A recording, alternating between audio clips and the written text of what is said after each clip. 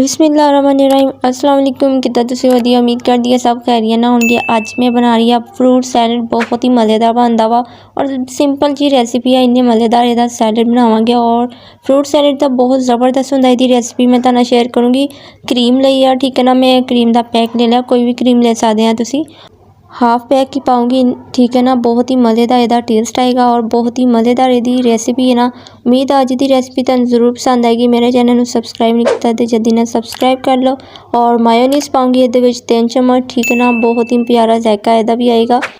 बच्चे फ्रूट वगैरह बहुत कम खाते हैं और उन्होंने अच्छे नहीं लगते, कोई चीज़ा नहीं खाते, कोई पसंद नहीं करते और सब्जियां वगैरह तो बिल्कुल नहीं खाते। अज बहुत ही मज़ेदार सैलड बनेगा और बच्चे बहुत शौक ना खाएंगे। ये मैं पा रही हाँ चीनी ऐड करूँगी, 3 चम्मच पाउडर बना लिया वा मैं, ठीक है ना, चीनी का। और ये ऐड कर दूँगी और बाकी चीज़ा मैं जो ऐड करूँगी वह ये पा रही हाँ काली मिर्चा मैं पीसी हुई है, हाफ चम्मच काली मिर्च पाऊँगी। यदा टेस्ट अच्छा आएगा काली मिर्च का, ठीक है ना। अच्छी तरह मिक्स करूँगी क्योंकि ये मैं चीनी भी ऐड की है। अच्छी तरह मिक्स हो जाएगी मायोनीज़ और क्रीम के अंदर। चीनी नू मिक्स कर लेना वा अच्छी तरह और बहुत ही ज़बरदस्त इसका मज़ेदार टेस्ट आएगा। और भी ये चीज़ा ऐड करूँगी वह अच्छी तरह पहले मैं मिक्स करूँगी। अगर तुसीं मेरे चैनल को सबसक्राइब नहीं किया जल्दी ना जाके सबसक्राइब ही कर दो और नाल ही बैल आइकन का बटन प्रेस कर दिया करो ताकि तुहानू हर आने वाली वीडियो मिल सके। अच्छी तरह मिक्स हो चुकी है। हुण ये मैं पाऊँगी, अच्छा जी, हुण ये मैं ऐड करूँगी अमरूद, ठीक है ना। अच्छी तरह मिक्स होने तो बाद ये मैं पा रही हाँ अमरूद। अमरूद का बहुत ही अच्छा टेस्ट आता और बहुत ही मज़ेदार लगता है ये फ्रूट सैलड ते। और भी बहुत सारिया चीज़ा ऐड करूँगी, बहुत मज़ेदार रेसिपी होनी है। अज ट्राई करके ज़रूर देखियो, उम्मीद है तुहानू ज़रूर पसंद आएगी। अच्छा, ये मैं पा रही हाँ अनार और चीज़ा तुसीं अपने हिसाब के मुताबिक ले सकते हैं, ठीक है ना। जिन्नियां मर्जी तुसीं ऐड करनी हो कर सकते, अपनी मर्जी होंदी है। और ये पा रही है केले, ठीक है ना। बहुत ही मज़ेदार लगनगे, हर चीज़ ज़बरदस्त होनी है और यदि रेसिपी जी ना सिंपल जी रेसिपी होनी चाहिए और जिसका टेस्ट बहुत ही मज़ेदार होंदा वा। और ये पा रही हाँ सेब, ठीक है ना। सेब में बारीक चॉप कर लिया सीगा, इन्ना ज़्यादा मोटा भी नहीं कटना, बारीक करना वा, ठीक है ना, मज़ेदार लगेगा। और अनार चीज़ा सारिया ये बहुत मज़ेदार लगदी है। ये मैं पा रही हाँ गाजर, बहुत ही मेरी तो बहुत ज़्यादा फेवरेट आ और गाजर तो खानी चाहिए, खून भी पैदा करती है। अच्छा जी, ये मैं पाऊँगी बंद गोभी, ठीक है ना, बारीक कट ली सी। और ये बहुत मज़ेदार फ्रूट चाट लगती है। फ्रूट सैलड तो बहुत ही ज़बरदस्त लगता वा।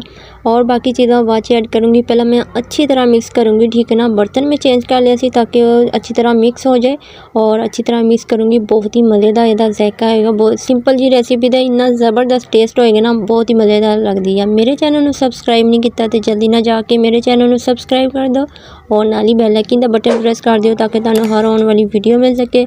अच्छा जी, मैनू तुसीं लाजमी दसना कि तुहानू भी व्यू घट आते हैं। मैनू तो बहुत ही कम व्यूज़ पै रहे हैं, क्यों पता नहीं की मसला हो गया वा। अगर व्यूज़ ज़्यादा आते हैं तो बड़ी खुशी होती है, अगर व्यूज़ कम आते हैं फिर थोड़ा जिहा दुख भी होंदा वा मैनू। क्या है, मेरी इन्नी मेहनत करने तो बावजूद भी मैनू इन्ने कम व्यूज़ आए हैं, हाय अल्लाह मैं की करा। अच्छा जी, जो ना व्यूज़ आते ना कम तो मैं कहती हूँ हाय अल्लाह, लोगों दी वीडियो इन्नी जल्दी किद्दां वायरल हो जांदियां, साडियां वीडियो तो कोई देखदा भी नहीं है, पता नहीं कि सानू तरीका नहीं आंदा लगदा कोई। अच्छा, ये मैं पा रही हाँ ना खोपरा वा कद्दूकश किया होया, क्रश कर लिया सीगा मैं अच्छी तरह। अच्छा जी, हुण ये मैं पाऊँगी बादाम बारीक चॉप कटे सी, ठीक है ना। और ये मैं इस्तेमाल करूँगी खजूर। खजूर बहुत ही प्यारा इधर टेस्ट आंदा वा, बारीक कट लिया खजूर भी मैं। और ये मैं पा रही हाँ किशमिश, माशाल्लाह बहुत ही ज़बरदस्त है, मेरी पसंद दी है, ठीक है ना। और ये मैं काफ़ी सारी ऐड करूँगी, मैंने बहुत मज़ेदार लगती है, वो भी सैलड ते।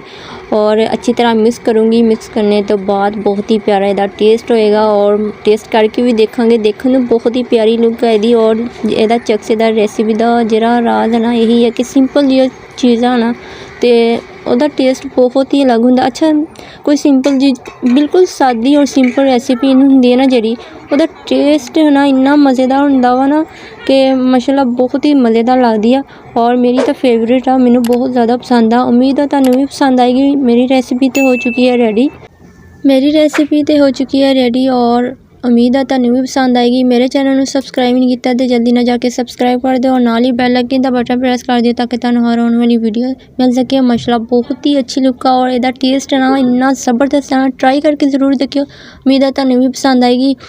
मैंने कमेंट करके ज़रूर दसिए तुहानू मेरी रेसिपी किद्दां दी लगी और मेरी रेसिपी को अपने प्यारे ते शेयर भी कर दिया करो, लाइक शेयर लाजमी कर दिया करो।